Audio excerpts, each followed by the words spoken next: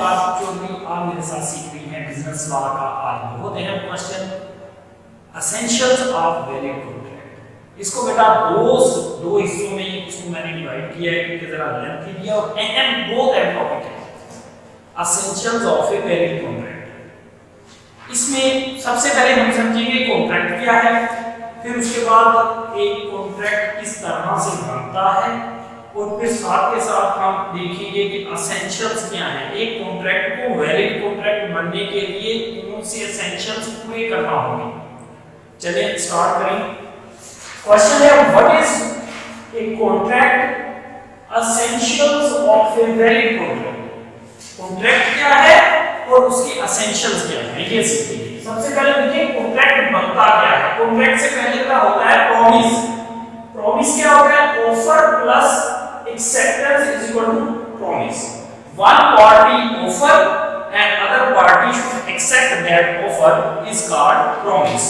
एक कॉन्ट्रैक्ट बनने से पहले एग्रीमेंट होना चाहिए, उससे पहले प्रॉमिस होना चाहिए। देखिए प्रॉमिस क्या है offer plus agreement, offer plus acceptance is equal to promise.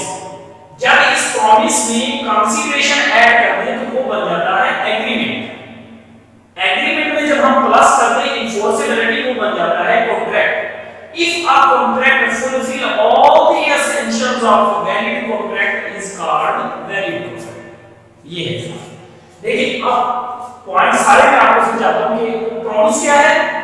When one party offer and other party accept that offer is called promise. Promise plus consideration. Consideration क्या होता है something given and take is called consideration. Something given and take is called consideration. जैसे एक मैं example यहां पे लिखता हूं जो हम एज ए होल यूज करेंगे। पूरे कॉन्ट्रैक्ट को समझने के लिए ये एग्जांपल हम यूज करेंगे। ए ऑफर बी, ए ने बी को ऑफर की will you purchase my bike, will you purchase my bike.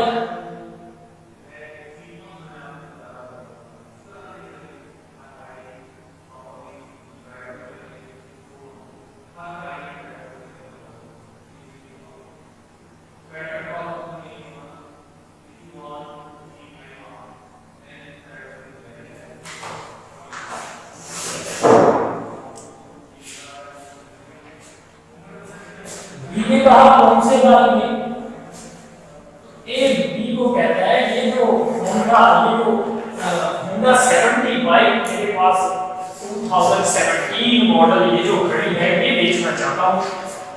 तो बी कहता है कितने में, तो ए उसे बताता है कि भाई ये मैं बाइक आपको 50,000 की बेचूंगा। बी कहता है ओके। बी इसकी इस ऑफर को क्या कर लेता है एक्सेप्ट कर लेगा।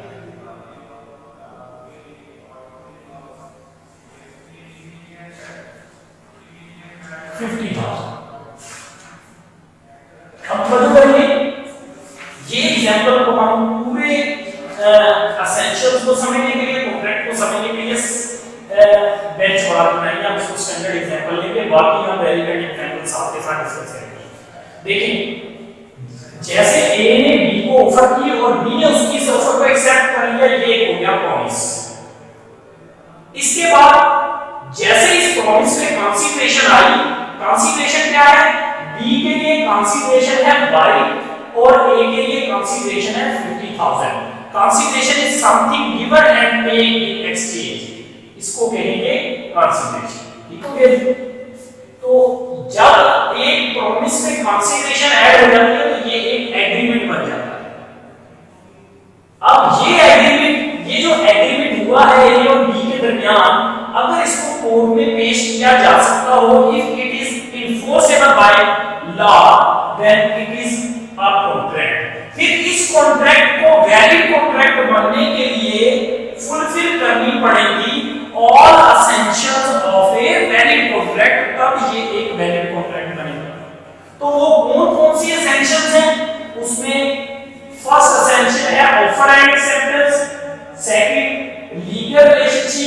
थर्ड लॉफुल कंसीडरेशन और फिर फोर्थ कैपेसिटी ऑफ पार्टी। 6 मोर है, टोटल 10 एसेंशियल्स हैं। वो 10 एसेंशियल्स हम साथ के साथ डिस्कस करेंगे। आपने इसको साथ मेरी डेफिनेशन नोट करते जाना है, फिर मैं एग्जांपल से दूंगा, उसको आप अंडरस्टैंड करते जाओ। फर्स्ट डेफिनेशन है हेडिंग ऑफर एंड एक्सेप्टेंस। इसकी डेफिनेशन लिखें, सबसे पहले देखें। For an agreement there must be lawful offer by one party and lawful acceptance of that offer from the other party. एक पार्टी लॉफुल ऑफर करे, दूसरी उसकी उस ऑफर को एक्सेप्ट करे, तो ये ऑफर एंड एक्सेप्टेंस हो जाएगी।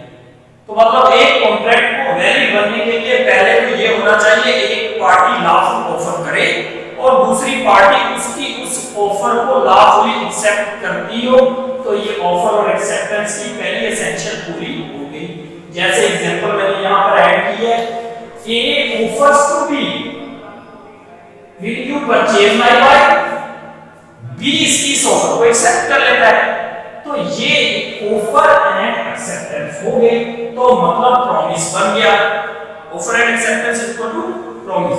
तो पहली एसेंशियल जो है वो है कि एक पार्टी ऑफर करे, दूसरी उसकी उस ऑफर को एक्सेप्ट करे, तो ये एक वैलिड कॉन्ट्रैक्ट होने की पहली शर्त पूरी हो गई। तो इसमें पहली शर्त पूरी हो गई। नेक्स्ट देखते हैं, नेक्स्ट है लीगल रिलेशनशिप। लीगल रिलेशनशिप की पहले तो बेटा आप डेफिनेशन नोट करें।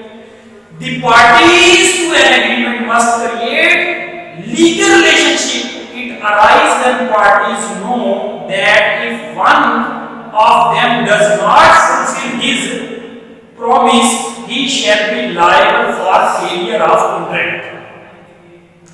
एक पार्टी के दरमियान जो रिलेशनशिप होनी चाहिए वो लीगल रिलेशनशिप होनी चाहिए। मिसाल के तौर पर ए ने बी को ऑफर की कि भाई आज शाम को मेरे घर आपके डिनर पर आना है। बी ने ए की ये ऑफर क्या कर ली, एक्सेप्ट कर ली। अब इस में पार्टीज के दरमियान लीगल रिलेशनशिप क्रिएट नहीं हुई। This agreement not create a legal relation।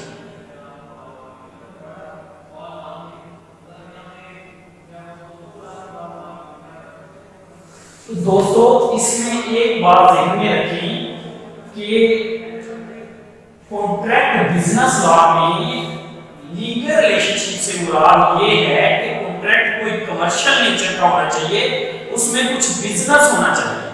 जैसे ए जो एग्जांपल है, ए ने बी को बाइक सेल करने की ऑफर किया, उसने इसकी इस ऑफर को एक्सेप्ट कर लिया, तो ये इसमें लीगल रिलेशनशिप क्रिएट हो रही है। ये जो दोस्त ने दूसरे दोस्त को घर बुलाया है डिनर के लिए, तो इन दोनों के दरमियान लीगल रिलेशनशिप नहीं है। बाद में बी आता है या ए उस अपनी दी हुई ऑफर को पूरा नहीं करता, शाम को डिनर के टाइम पे उसको मना कर देता है कि भाई मैं तो आउट ऑफ सिटी जा रहा हूं, लिहाजा जो मैंने आपको डिनर के लिए कहा था वो नहीं होगा, तो बी उसके अगेंस्ट कोई भी कार्रवाई नहीं कर सकता। तो आपने ध्यान में रखें लीगल रिलेशनशिप कमर्शियल नेचर की होगी, सोशल नेचर की नहीं होगी। अब ये जो एग्रीमेंट हुआ है ए और बी के दरमियान, ये एक सोशल नेचर का एग्रीमेंट है। सोशल नेचर के एग्रीमेंट में दोनों पार्टीज अगर अपनी रिस्पांसिबिलिटीज को फुलफिल नहीं भी करती तो उनके बेस केस दायर नहीं हो सकता। इसी तरह से रिलीजियस नेचर के एग्रीमेंट में भी लीगल रिलेशनशिप नहीं होती। जैसे मिसाल के तौर पर ए एक इमाम मस्जिद है और बी एक उसका मुक्तदी है जो कि डेली बेसिस पर मस्जिद नमाज पढ़ने जाता है। मस्जिद की दीवार गिरी हुई है, तो वो मौलवी को कहता है कि मौलवी साहब ये दीवार क्यों नहीं बना लेते। मौलवी साहब पहले दिन खामोश रहता है, दूसरे दिन फिर कहता है यार ये दीवार तो पारो गिरी हुई है। मौलवी साहब फिर खामोश हो जाते हैं। जब तीसरी बार वो कहता है तो मौलवी साहब कहते हैं यार आप भी तो अल्लाह का घर है, आप भी मालूम दीवार। वो कहता है ठीक है जी शाम को आ जाओ मेरे पास। और मुझसे आप 10,000 ले लेना और इस दीवार को बनवा लेना। शाम को जब मौलवी जाता है तो वो कहता है भाई कौन से 10,000। तो मतलब अब इन दोनों के दरमियान कोई लीगल रिलेशनशिप क्रिएट नहीं हुई। अब मान साहब उसके अगेंस्ट केस दायर नहीं कर सकते या कोई लीगल कार्रवाई नहीं कर सकते। तो आपको लीगल रिलेशनशिप में क्या समझ आ गया होगा बेटा। लीगल रिलेशनशिप से मुराद ये है कि कमर्शियल नेचर का एग्रीमेंट होना चाहिए, उसमें कुछ बिजनेस हो। सोशल नेचर का एग्रीमेंट में लीगल रिलेशनशिप नहीं होती है, रिलीजियस नेचर के एग्रीमेंट में भी लीगल रिलेशनशिप क्रिएट नहीं होती। पेरेंटल अगर पेरेंट्स और बच्चों के दरमियान कोई भी अगर रिलेशनशिप होती है तो उसमें भी वो लीगल रिलेशनशिप नहीं होती। नेक्स्ट है कि लॉफुल कंसीडरेशन। पहले डेफिनेशन नोट करें। लॉफुल कंसीडरेशन क्या होता है? Consideration means something in return. It may be some benefit to other party. It is price paid by one party for the promise of other. Something given and paid is called consideration. अब ये consideration lawful होनी चाहिए। consideration हमने पहले समझी थी, यहाँ पे देखिए consideration मैंने आपको बताया कि A के लिए consideration यहाँ पर 50,000 है, B के लिए consideration 22 है। इसी को वो कह रहे हैं कि ये जो दोनों के दरमियान कंसीडरेशन है ये लॉफुल होनी चाहिए। बी के लिए स्केल 16 की जॉब ये कंसीडरेशन लॉफुल कंसीडरेशन नहीं है। तो पार्टीज के दरमियान कंसीडरेशन जो है वो लॉफुल होनी चाहिए। नेक्स्ट देखते हैं जी, डेफिनेशन नोट करेंगे आप पहले। Capacity of parties. An agreement is enforceable only if it is made by the parties who are competent to contract. दोनों parties contract के लिए competent होनी चाहिए। According to section 11, in order to competent to contract, the parties must be age of majority and sound mind must not disqualified by the law. दोनों parties competent to contract होनी चाहिए। मतलब party minor नहीं होनी चाहिए, either party disqualify नहीं होनी चाहिए, आइदर पार्टी अनसाउंड माइंड नहीं होनी चाहिए। दोनों पार्टीज जो है वो साउंड माइंड हो और वो कॉम्पिटेंट टू कॉन्ट्रैक्ट हो। जैसे बी ने देखी ए के पास कार खड़ी हुई है होंडा सिटी न्यू मॉडल, तो बी ने ए को ऑफर दी कि क्या तुम मुझे अपनी ये कार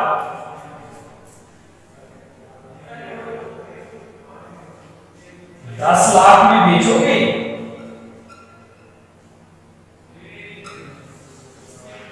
ए ने इसकी ऑफर को एक्सेप्ट कर लिया।